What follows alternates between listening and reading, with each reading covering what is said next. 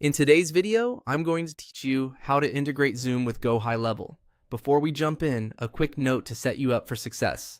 Make sure you're in the correct GoHighLevel account or location where you want this connection to live, and that you have permission to install apps. It also helps to be signed into the Zoom account you plan to connect, so any authorization prompts are smooth and consistent. Start into your GoHighLevel dashboard and look for the app marketplace.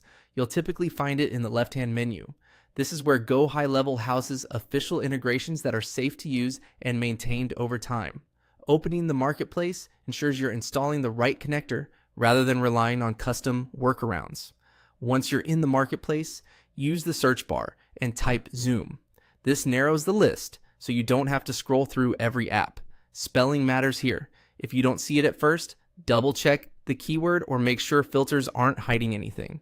From the results, select Zoom for workflows. This is the app that ties Zoom directly into your automations.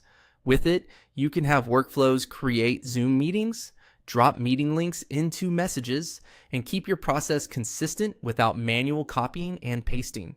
Choosing the workflows option is important because it's built specifically to work inside GoHighLevel's automation engine. Next, click Install.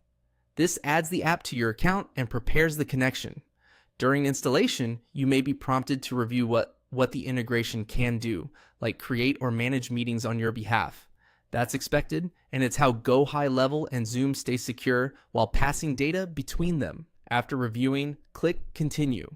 This confirms your choices and finalizes the setup. If you see any additional authorization windows from Zoom, follow the prompts and approve the requested permissions.